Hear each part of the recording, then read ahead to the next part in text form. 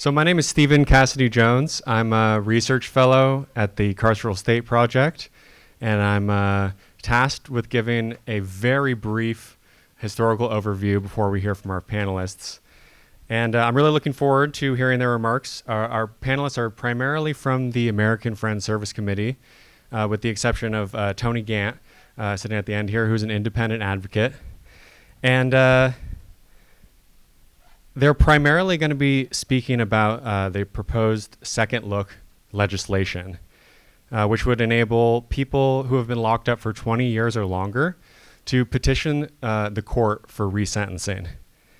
And in a moment, I'm going to talk about how Michigan became a state with such long sentences.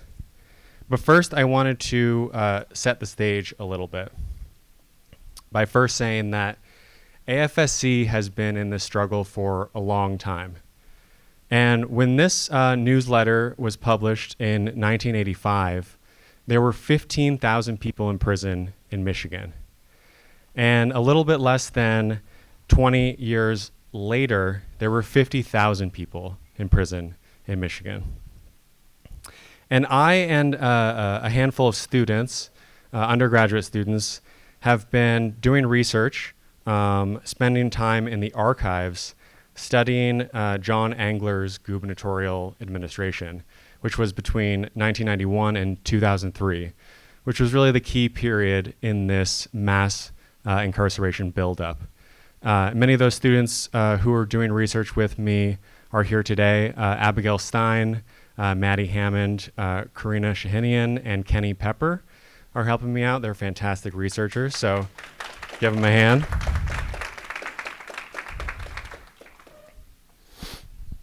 So we've been studying this explosion in prison capacity and imprisonment in Michigan. You can see here the 1991 to 2003, the years that I just mentioned. Angler's administration were an extremely intense period here in Michigan. And that mass buildup involved intense racial disparity. So these are the latest figures, I believe, as of 2024. And black people in Michigan accounted for about 14% of the state population, but around 50% of the state prison population. And this is the legacy that AFSC and the other organizations who we've heard from today are struggling to undo. So as I mentioned a moment ago, Michigan has the longest average length of stay in prison in the United States. Here are those figures compared with the US average. The average sentence in Michigan is almost 15 years, and the average time served is about 4.5 years. And 2/3 of people in prison in Michigan are serving sentences that are longer than 10 years. Long sentences. So how did that happen? Governor Angler came to power in 1991 on a tough on crime platform. And in his first year in office, a serial killer by the name of Leslie Allen Williams committed a series of horrific and widely publicized murders. Here's some of the news coverage from that time. Williams was released from prison on parole in 1990 before he committed those murders. And Angler seized on this tragedy to drastically reform the state parole board. This parole reform was one of the first shots in Angler's war on crime that came near the beginning of his administration. His reforms went into place the following year, in 1992. And I don't have much time to go into detail about the various punitive measures that he imposed during his administration. But one thing that I can say, which is relevant to Second Look, which we'll be hearing a bit more about in a moment, is that before the 1990s, before Angler's administration, people serving long sentences in Michigan were eligible for parole after 10 years. And as a result of Angler's parole reform, the many harsh mandatory minimum sentences that were passed during his administration, including so-called truth in sentencing, which got rid of any avenue for early release from prison, and the explosion of plea bargaining during his administration. As a result of all of those things,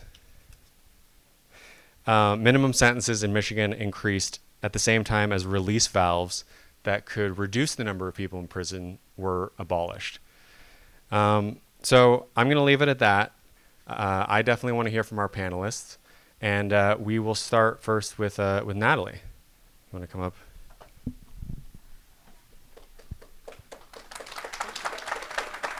This is good? Perfect.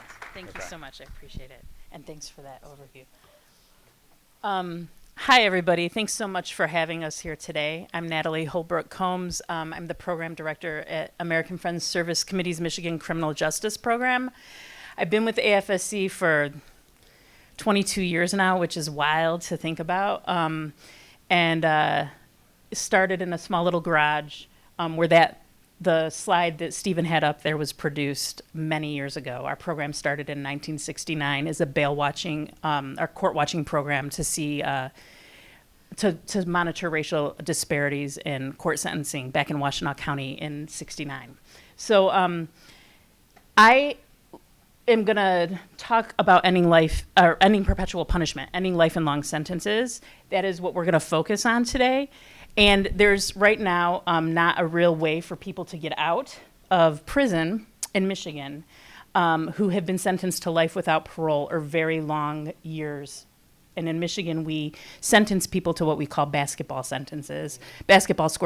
So it could be a 60 to 90 year sentence, and a person will not get out of prison while they're alive, most likely. They will come out in a body bag. This is LaWanda, who in the purple suit, who's yelling into that bullhorn. And this is at a rally for Second Look. This is the work we've been doing to build to try to get people to care about people serving life and long sentences. Before I jump into this, and I'm going to pass it to my colleagues that are awesome on this panel, and I'm going to talk for just a minute, then they're going to introduce themselves and why they do this work, and then we'll get into the specifics a bit more. But the reason we focus on ending life and long sentences is because people serving long time in prison in Michigan have been the people to inform our program work since its inception, but particularly since the 80s when we saw this spike start to climb in the late 80s. And there are a few long-serving folks who are home. Do you mind raising your hand of people who've been connected to our program? Yeah, so...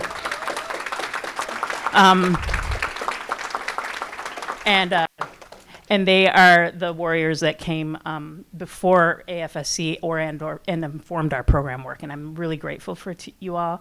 It was just wonderful talking to you, Monica, upstairs, and seeing you, Mary, seeing you, Mark, and seeing all the people that do this work, continue to carry this work.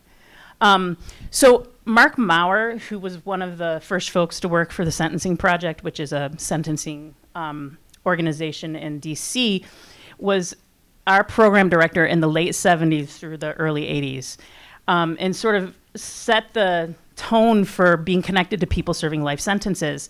His work that he produced at the end of his career at the Sentencing Project was a book called The Meaning of Life. And all around the United States, that book and other folks who've been in movement work for a long time really started to lift up what are we going to do about all these old heads who are in prison and have no way out. And in Michigan, as you just heard, we have the longest sentences in the country, and we have a large portion of people serving life without the possibility of parole, which in Michigan is death by incarceration. So, and Stephen covered quite a bit of this already. So these slides, you can get them later. I just want you to look at the numbers. I'm not going to go over them. To see the racial disparity, the number of years people are serving. And then we have 14% of the 33,000 people in Michigan right now are serving life sentences. So we at AFSC have really narrowed our work to focus on ending life and long sentences for women. And this is only because women are underserved in general, and their population is small enough where we could have a really awesome pilot project to actually do something differently than what we do right now with prisons in general. We are an abolitionist organization. We know prison doesn't work. I'm not going to sit up here all day long talking about that with you.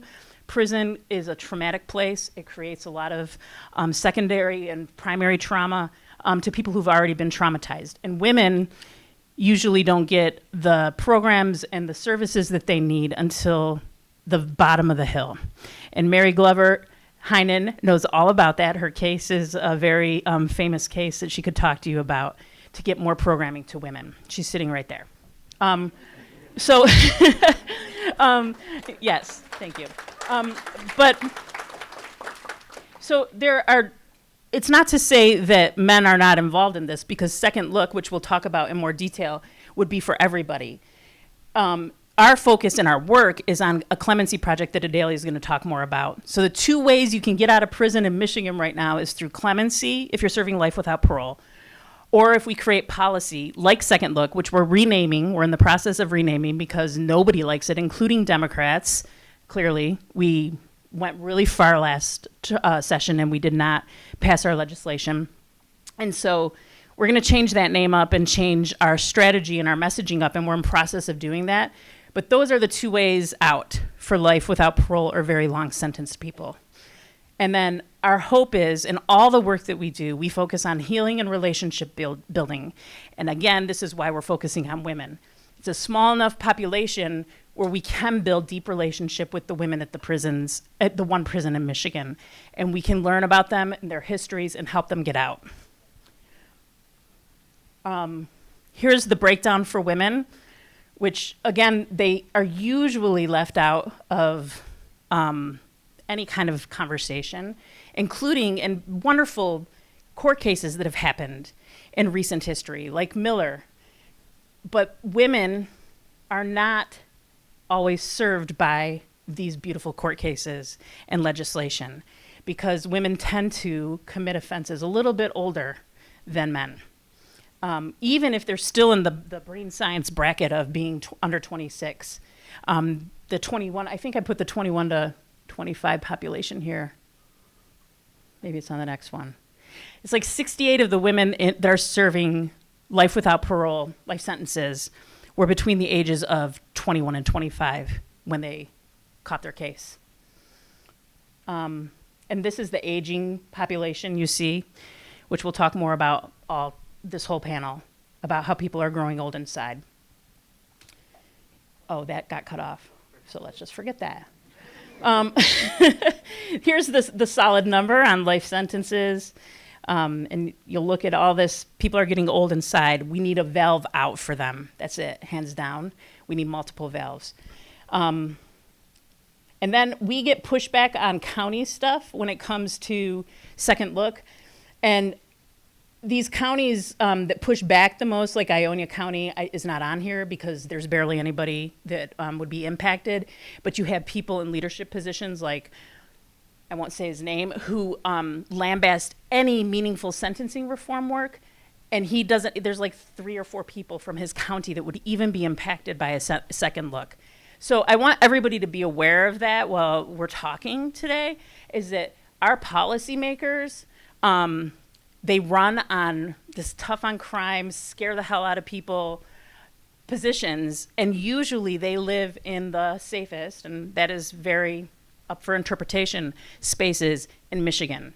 And then they dictate policy. So we need to disrupt that as best as possible. And then a lot of our messaging is around this huge crisis that we're going to need to get deeper into. Like, we could do a whole panel on the MDOC staffing crisis. But we have a huge crisis in Michigan. Retention doesn't happen. We can't get officers who want to work. People work overtime all the time.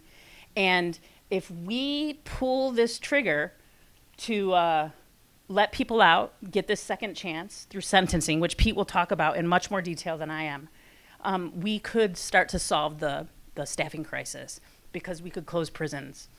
And I'm going to go back to the women for 1 second. I want us to not incarcerate women in the traditional men's system. It was built for men. It's been run by men. Policies are created for men. It is not a gendered space. And it's not, they might say, oh, we're doing trauma-informed blah-de-blah. It's very limited, and it is reifying the abuse and the harm that has happened to people before they ever went to prison. Again and again and again. But why do you think women are a little bit older? They've been in abusive relationships, unfortunately, because of misogyny in this country, and sometimes get involved in things that land them in prison. I'm not saying everybody who has been abused kills their abuser, but that it could be that they were in an abusive relationship and they had to have a crime of survival. So I think we can do something totally differently. Been trying to get Whitmer to listen to us for 6 years now, more than that, that she could be an amazing governor who runs a pilot that is gender specific for the women who are serving time. But she doesn't listen to us at all. So there's that. But we need to do something about this crisis. It creates more inhumanity in the system. And I don't want to dog everything, because there's some really wonderful educational programming happening in our prisons right now, but not everybody is really supportive of that. Our prisons are more secure, more security focused, and more controlling than they've ever been. And these are some quotes you can read about why Second Look matters to people inside and to their families. So when you tear somebody away from their family for 39 years, it impacts more than just the person that's isolated in prison. And I'm going to turn it, I'll do my last 2 slides later. I'm going to turn it over to Adalia, who runs our commutation project, to talk about what clemency is and how she got in this work. Are we starting with intros? Oh, no, you're using that one. Okay. Do I turn it off? So I'm actually going to start with an introduction of how I got into this work, and then talk about the clemency stuff when we go back for our second round. Mm-hmm. So I guess perpetual punishment is something that's kind of always been a feeling to me, and something I didn't really realize was happening, but it's always been present for my entire life. My parents went to prison before I was even born. My mom was 22 years old when she committed her crime. She was poor, she was unsupported. She'd lived a life of abuse before this, and she had a young baby. She committed an armed robbery, and she went to prison. She had me right after, and so growing up, my mom was a felon, and that had a lot of repercussions. It meant that she couldn't come on field trips with me, she couldn't sit on the bus, she couldn't chaperone, she couldn't get jobs. It was a lot of struggles that I didn't, as a young girl, understand why my mom was going through these things. To me, she was a great mother. I watched her do so many wonderful things. She would always give to homeless people. She would give the shirt off her back. My mom, she's amazing, and she taught me about empathy.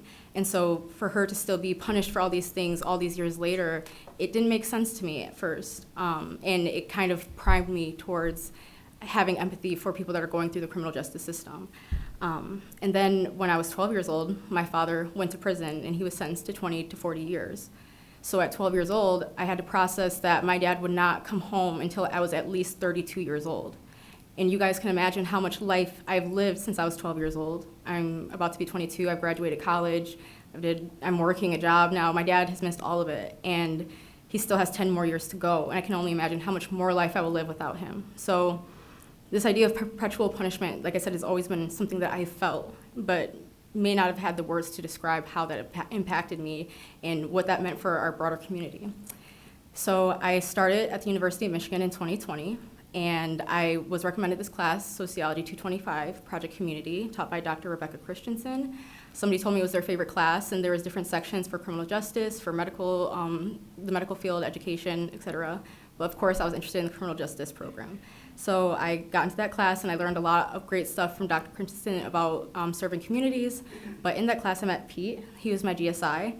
And at that time, my dad was in Marquette, which is pretty bad prison. He had been in solitary confinement for a while, and it was kind of rough for me to deal with. And Pete, I learned, had been incarcerated, and he spent a lot of time in Marquette, and so we kind of connected over that. And we stayed in touch. I ended up taking Project 325 and working on some case with Pete. It was a juvenile lifer. He'd been sentenced when he was 16 years old to life without parole. He ended up coming home, but it was just insane to me, because at the time I was 17 years old, that somebody can be sentenced to life without parole at 16 years old and be told they're going to die in prison. So I guess this kind of all leads me up to the commutation project, when in 2022, Pete told me that they had a fellowship at AFSC, and they were thinking about doing some type of project, maybe a women's commutation project, and he kind of explained what commutations were, and he explained that we'd be doing this for people that are serving life and long-term sentences, and we were going to define that as people serving at least a 15-year minimum sentence. And so I immediately wanted to hop onto that because, especially with my dad serving 20 to 40 years, I really understood the need for things like commutations, not wanting to wait 20 to 40 years for somebody to come home and trying to bring them home sooner. But also, I felt personally connected to the Women's Commutation Project because my mom had did time in prison. And growing up, she told me so many stories about the women that she had did time with and how they influenced her. And when I got to AFSC and I started to look through our database for this Women's Commutation Project, I discovered that almost all of the women that my mom used to tell me about growing up were still inside of prison. One of these women, she always made a big point of how she couldn't believe that this woman was incarcerated before she was even born. This woman had been incarcerated since 1971. And so then I go in college, 17 years old, and I find that she's still inside. So I will get kind of more into clemency and the importance of the commutation project once we go back to our second round, but I'll pass it on to Pete to give his introduction.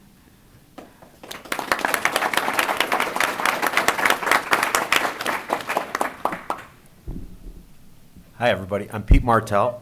I'm currently on sabbatical from AFSC, so I'm not working right now.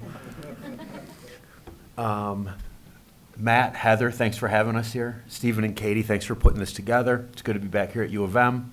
It's good to see the leaders and best holding the line. I see they still got multicultural on the name of this building. They haven't changed that yet.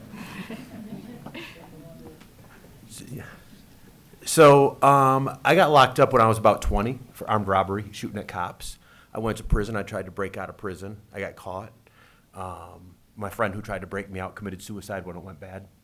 I was sent next door from MTU over to Ionia Maximum. It was level 6 at the time. I spent 10 years in solitary confinement for the escape. And I met a lot of really good friends, a lot of mentors along the way. My good friend Sherrod just got out of prison after serving a ton of time.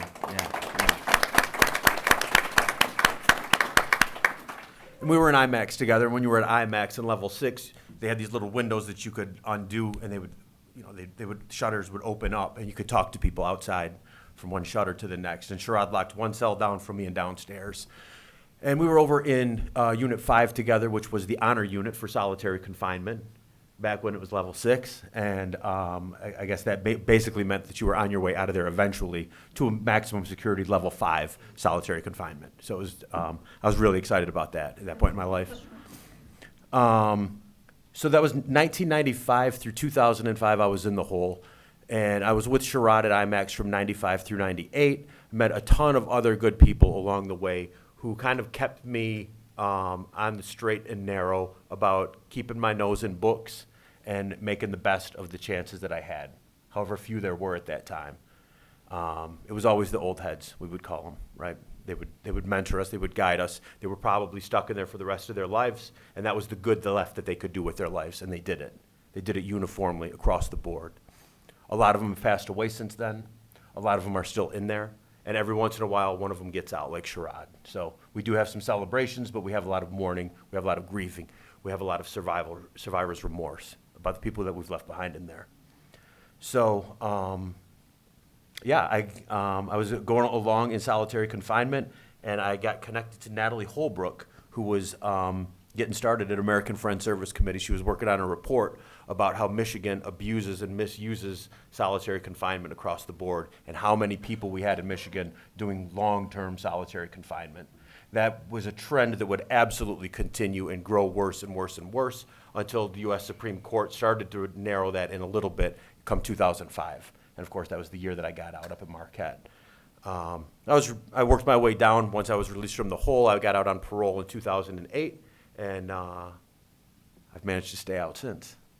So I've worked with American Friends Service, 2010 through 2016. I went to work at the State Appellate Defender's Office for a bit after that, and then I went to work for Todd Flood on the Flint water crisis for a bit after that, and eventually wound up back in AFSC. And it's good to be back in this work. It's good to be seeing the next generation of resistance fighters coming up. And Yeah, I think that our work still very much focuses on those that we've left behind in there who are just serving these stupidly long sentences. And I'm going to save us all a little bit of time right now and pass it along to my good friend. It's an honor, Tony Gant.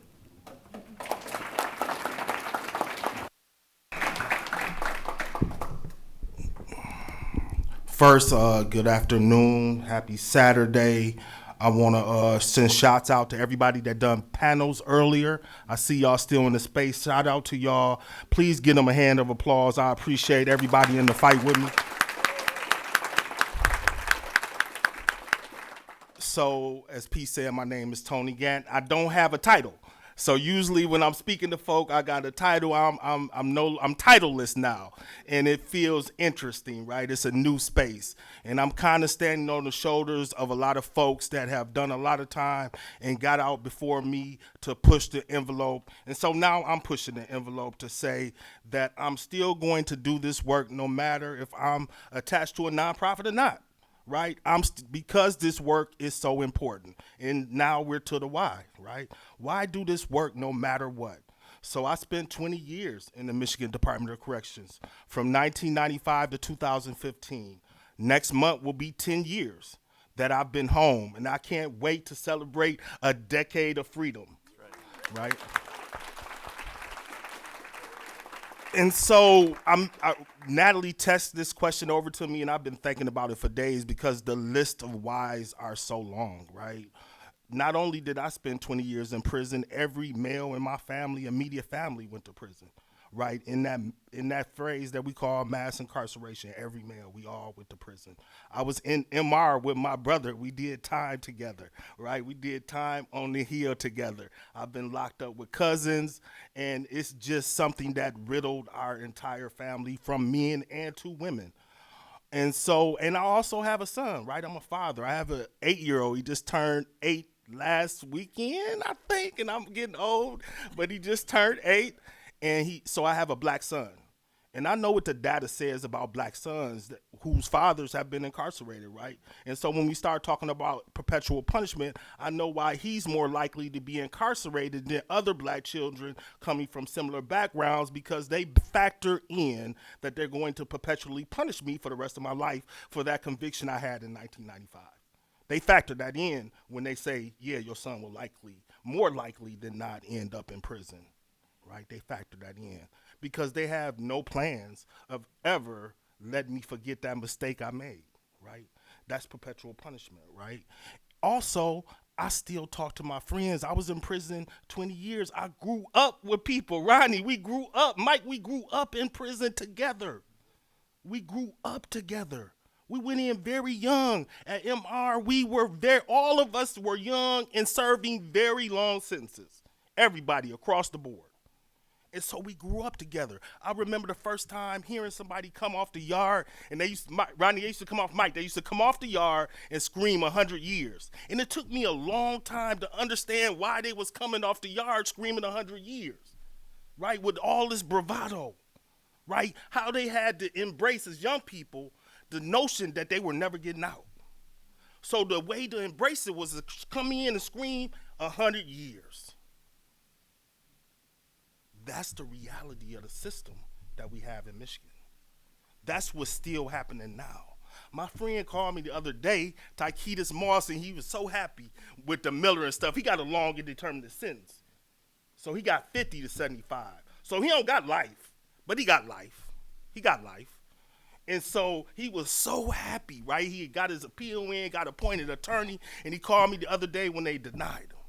And I was on the phone just trying to be like, okay, bro, it's okay. We go do the appeal. We go make this work. We go get you home. He got 35 years in. He still ain't short. This is our reality. This is why I'm here. Thank you.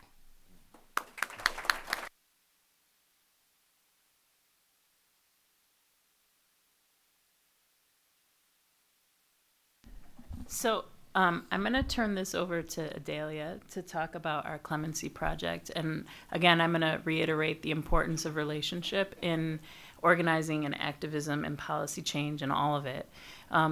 If you care about this issue, being connected to people who've been to prison or who've come home to prison is critical to movement building and to changing the system from this torturous thing that it is into something different. So I'm going to pass it to Adalia to talk about the Clemency Project.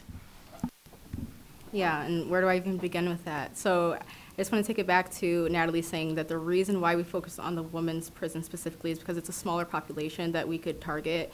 And they've also been historically left out of a lot of programming, like the educational programming. The women's prison just got a 4-year college program last year, and that's been in men's prisons for over a decade. The same with Vocational Village. That didn't come until 2022, when that's been in men's prisons for over 10 years now. And so we really wanted to focus on women for that reason. And with the Commutation Project, we're targeting women that are serving life and long sentences because oftentimes clemency powers are the only ways that they can come home from prison. And with this Commutation Project, one part of it is using the commutation application to tell these people's stories. A lot of these women, 90% of women that have been in prison have been experienced violence in some way. They've been a victim of violence in some way.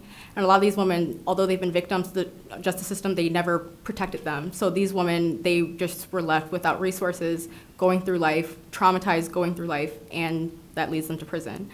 So we like to use the Commutation Project to have these women, I'm sorry, give me 1 second. Let me collect my thoughts. With the Commutation Project, we like to tell these women that we believe them, because that's probably the first time they've been told they're actually believed.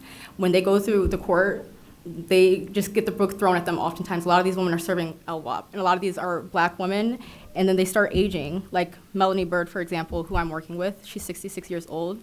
She's been incarcerated since 1993 for 32 years now.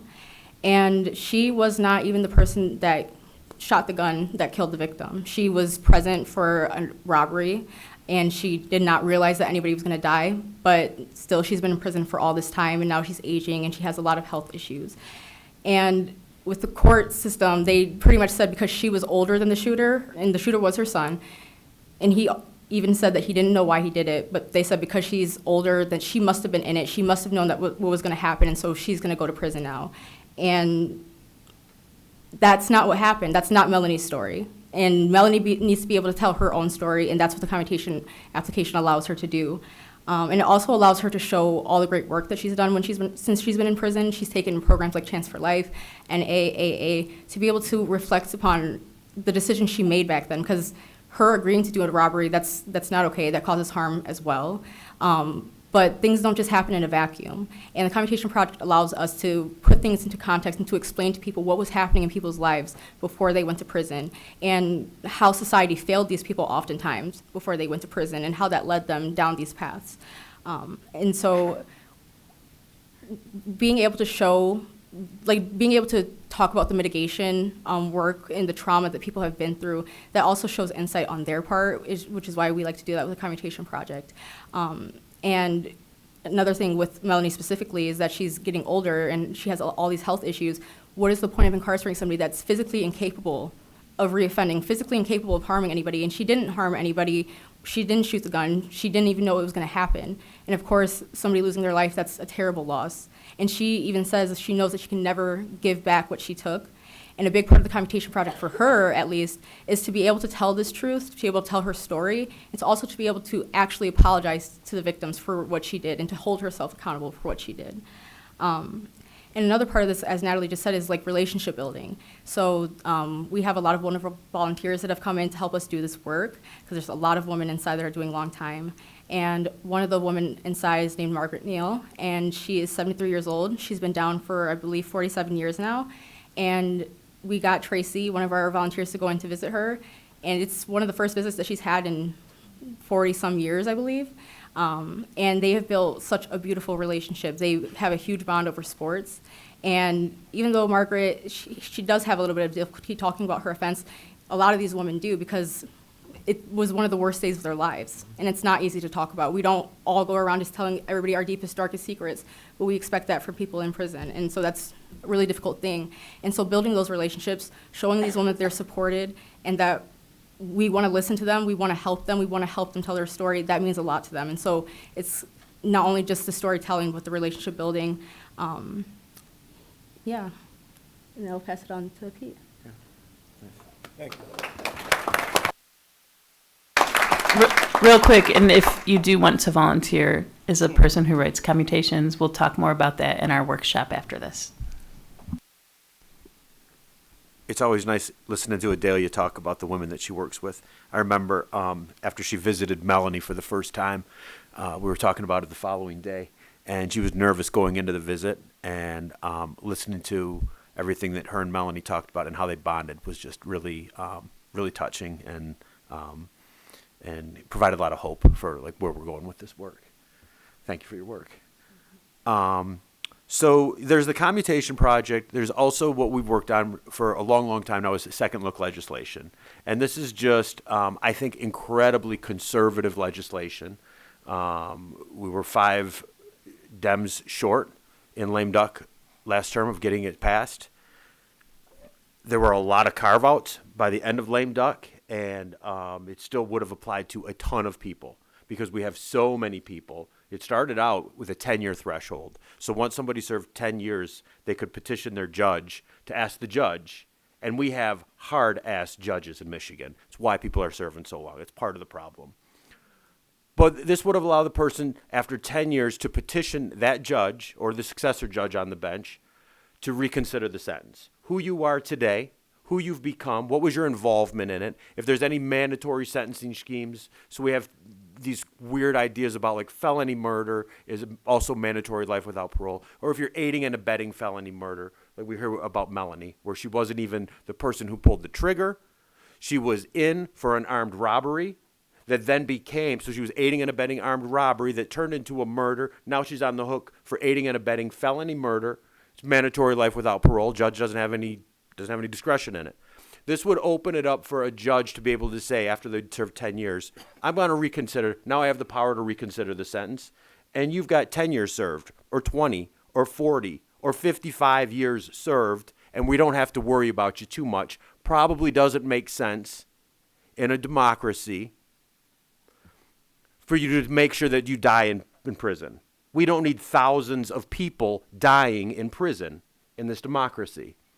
Whatever it was that they did, they don't need to spend 50 or 60 years in prison and then die in there, for God's sake. So second look started at 10 years, and pretty quickly it seemed like that was off the books. Like nobody was interested in 10 years. Lots of conservative Republican legislators were like, you should have started at 15 or 20 years, then we might have been on board. So we heard that call, we bumped it up to 20 years, and we came up 5 Democrats short, who said, no, we're going to oppose it. And because they just said they would oppose it, Joe Tate prevented it from coming to the floor so we could get a public record of who's voting on what and what way that they're voting. And it never even got to a floor vote. Thank God, Kara Hope, the chair of the Criminal Justice Committee, at least held a hearing to have a public record of what this is about. And she did that against leadership's wishes. They didn't even want the hearing. It got voted out of committee. It was a really good hearing. It's pretty easy to have a good hearing when you have such sound legislation. 20 years, let a judge, a notoriously hard-ass judge, reconsider the person's sentence. That's all it is. It's not a get-out-of-jail-free card. We have all of these legislators who chime in with their op-eds in the Detroit News who say, oh, all the rapists and murderers are going to go free. No, that's not what's going to happen. People who played minor roles, people who have served a ton of time, people who have done good time and matured out of what they were acting like when they were 16 or 17 or 22, it gives them a chance to be reconsidered, to maybe not die in prison. And if they get resentenced, they still have to serve the whole new minimum sentence, whatever it is. There's a fallacy about truth in sentencing. This undermines truth in sentencing. Truth in sentencing has nothing to do with criminal procedure. It's in the corrections code. It means the parole board can't release somebody on parole until they serve 100% of their minimum sentence. That's what truth in sentencing is. We heard all of these bogus accounts of what truth in sentencing does, sometimes on both sides of the aisle. Truth in sentencing means you serve 100% of your minimum before you're eligible for parole. And the parole board can, and often does, deny you parole at that point. They can deny you parole all the way up until you serve your maximum. So if somebody has a life without parole sentence and they have 50 years served and the judge resentences them to a 40 to 80, and they've got 50 years served, they're automatically eligible for parole, but the parole board can still keep them all the way up until they serve 80 years. That's how sentencing and parole complement each other in Michigan. It's a convoluted system. It puts us off the books, or puts us out of range of so many other states. It's part of why we have the longest serving population in the country, because we have these weird mechanisms of indeterminate sentencing where you have a minimum and a maximum, and you have a parole board that makes you serve a whole minimum sentence before you're eligible for parole. Like, that's not how parole or sentencing works in other states. This is a really, really weird, kind of a wicked combination of the two things that we have here. So we'll rename it. We'll have to rename the band. We can't be A2L anymore for a second look. We'll have to come up with, okay, Sarah, maybe we can. Maybe we can. We can, okay. It is. I know. I thought we would have to come up with new T-shirts, but okay, good. Because I don't have capacity for more projects at this point. But that's where we're at with Second Look. We're going to rename it, I guess, and we'll continue to push it. That's all I've got. Sorry, Tony. I don't know if I left you anything to talk about with Second Look. Thank you, guys. You didn't. And I'm going to be brief and then toss it back to you right now. Or to We'll then have Q&A. Oh, okay. How much time we got for Q&A? So I'm gonna be super brief. How much time we got? Whenever we stop. How much? Total? Okay. So I'm gonna be really brief. Thank you, Pete, for taking all the Second Look stuff that I was supposed to talk about. I'm gonna just add just a couple jewels for us as we think about some of this stuff. We're going to have to do some really difficult stuff around sentencing because, one, our Michigan prison population is just getting older. And the folk that are in there for serious offenses. They're in there for serious offenses, right? So we're going to have some difficult conversations. I had a violent crime. Just let me raise my arm. It was a violent crime. I shot a person with a firearm a number of times, right? That person lived, thank God. That person lived. Thank God for him and for me, because I'll probably still be in prison, right? So thank God for that. But there are a lot of people in prison for violent crimes. The first thing I want to flag is I'm 52. I'll be 50. What? Hold on. I'm somewhere in there. I stopped counting. But listen, this is important. This is important, though. This is important. I'm either 52 or 53. One or two. People age out of crime. No joke. This is important. People age out of crime.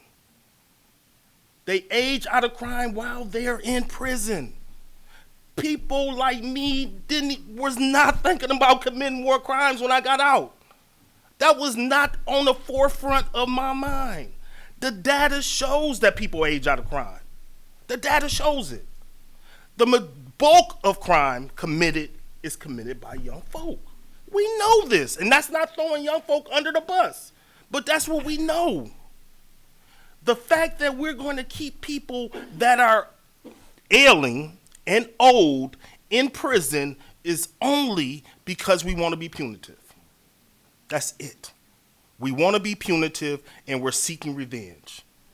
And we talk about victims. If you do the research, the majority of people in prison are also victims. They've been victims of violent crime themselves. I was a victim of violent crime before I went to prison. And so sometimes we have all these discussions, and we'll say the victims are not going to support this. I'm a victim. I support it. My father was violently murdered. I support sentencing reform.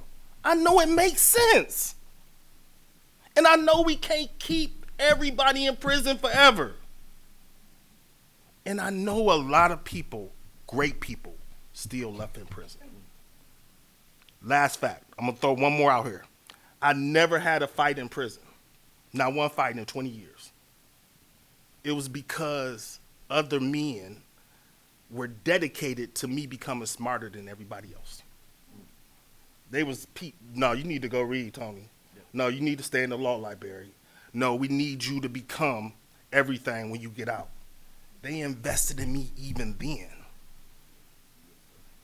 Great men that are left behind that probably will never get out if we don't change our sentencing, the way we sentence people, the way we allow people to safety valves, as Nat always says. And so thank you. I'm quiet for the rest of the day.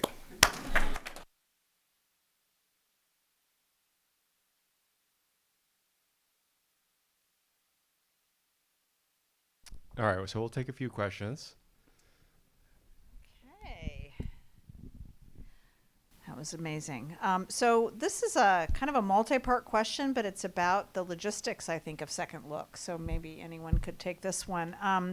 Passing Second Look would be a huge accomplishment and is a big hurdle to overcome. What are the concerns with implementing Second Look? What does having, quote, hard-ass judges, to use Preet's words, mean for the potential effectiveness of judicial review?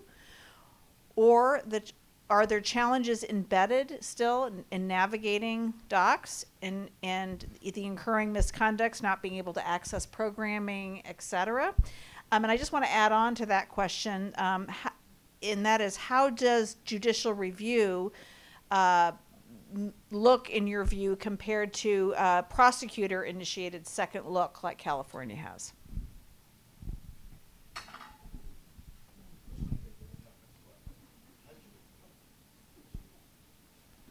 So most of the pushback that we got about Second Look reportedly was from judges who were concerned about their dockets.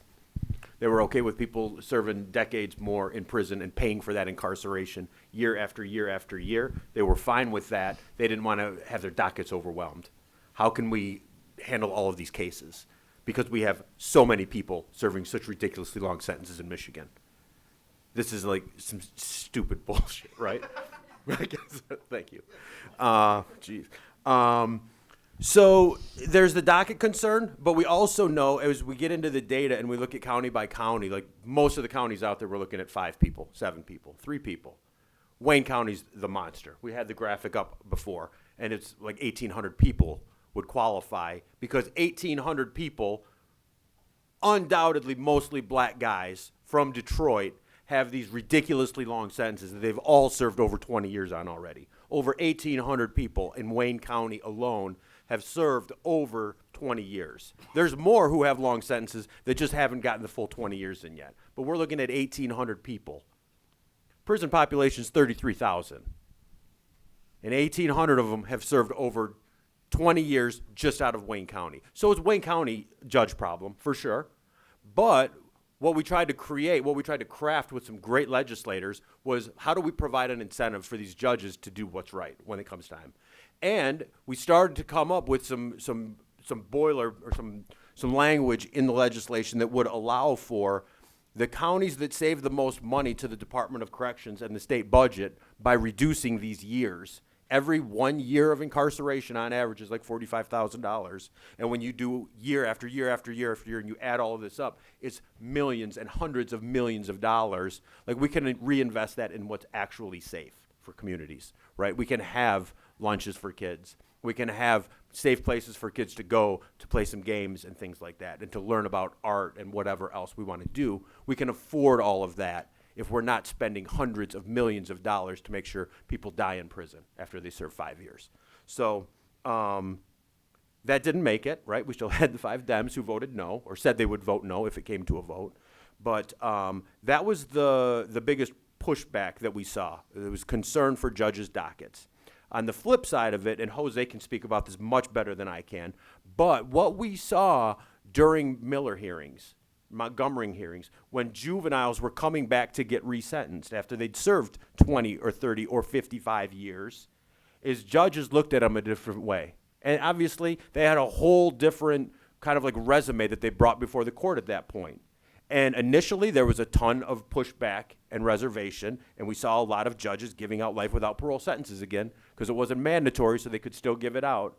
But case after case after case after Miller hearings were conducted, I saw in a case where there was an actual Miller hearing, and the victim of the crime came in and said, I'm absolutely opposed to this resentence. This person took a loved one's life from me, and I want this person to die in prison. That's justice in my eyes.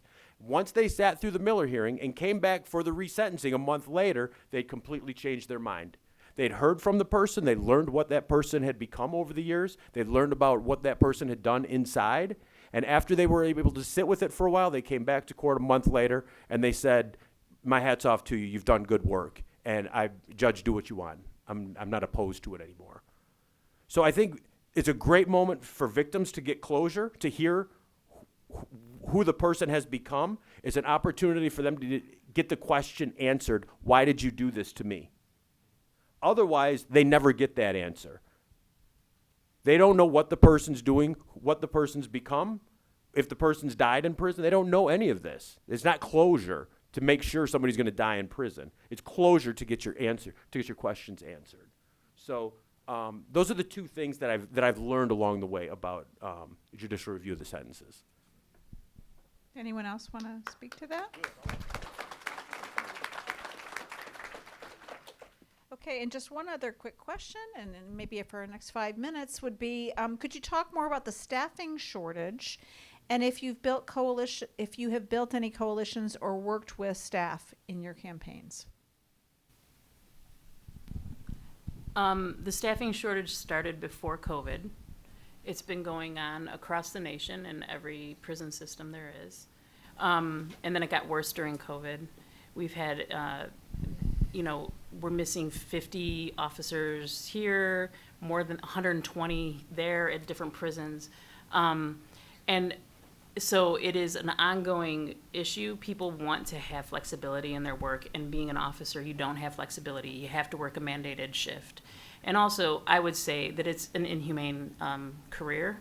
Whether you are the best officer or not, there's a lot of inhumanity that happens in prisons. And so keeping people on is difficult. And they lack now, even they're waiving educational credits that people have to be officers in order to try to staff the system, which is messed up because we're going to get less caliber. And I'm not saying people that don't go to community college are less caliber, but if somebody's just clamoring for a job to have a job because they're going to get decent pay, they're not necessarily going to be the cream of the crop when it comes to treating people well. And so we're in this huge mess. And the Alliance, we have tried to work with the officers union. They are all caught up in their pension stuff that's happening. I don't think it's moved yet, even though the judge said their pension, did it move? I don't think so. I don't think it's moved. It passed both chambers last session, and then Matt Hall has a bunch of legislation caught up. And so they're trying to get officers to stay longer by having pensions and them being able to buy into the system that the cops do. And that might work a little bit. I'm not sure. But I think we can do things differently, and we don't need to punish people forever. So I hope we can see it as an opportunity to shift the system completely.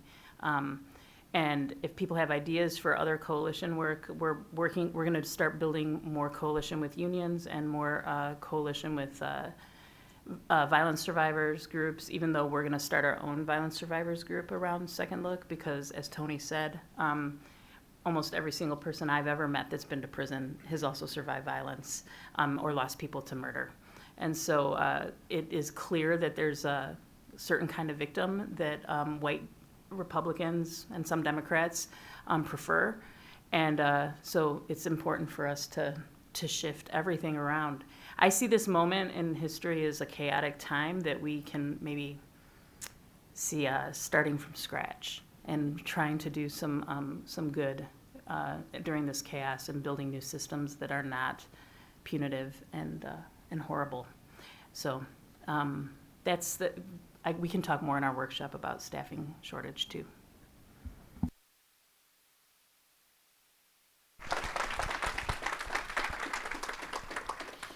Thanks for that, Natalie. And I have one more question. We have a few minutes left. I'm wondering if you can talk a little bit about what's next. You talked about renaming the legislation, and Natalie, you just spoke about working on forming new coalitions. But I'm curious about what comes next in this struggle. Those two things. We have to rename, rebrand, build broader coalition. And honestly, I don't know. I mean, our friend Danny was murdered a few years ago. And the last conversation I had, and he worked with us at AFSC, the last conversation I had with him is that we were going to go after the pendulum that continues to swing from tough on crime to soft on crime to tough on crime. We got to get rid of the fulcrum, the center of it. And so that's that is my hope, is that we can be hey, this is ridiculous. There are so many people walking around who've caused harm that never have encountered any sort of accountability for the harm they've caused. And we are not lesser people because of that. So why can't we create systems where we actually hold one another accountable for our poor actions, our harm we cause one another. So I think that's it, like narrative building that is, we can do this differently. That is where it's at in broad coalition. And stepping outside of this like binary that we're stuck in. It's like, it's maddening, and it's got me in whiplash. I'm tired of it. And I promise you in this next governor's election, I am only going to support a person who's running for governor of the state of Michigan who has prisons in their lexicon before they step into office. Because right now, that's not the case. That has not been the case. It's so disheartening to have people go on and on about women's rights. And this is for prosecutors. These progressive prosecutors talk about women's rights, femme for dems, all this BS. It's absolute bullshit. And we have got to like move beyond that. You cannot talk out both sides of your mouth. Women in prison are some of the most, are the most amazing humans I've met, and also have been terrorized before they went to prison, and then get terrorized in prison again. And when you have people in leadership positions who do nothing to interrupt it, it's really problematic. So I want to get rid of that fulcrum, and that's the next best steps, and then sort of navigate and deal with this binary mess we have in place while we're trying to get rid of the fulcrum.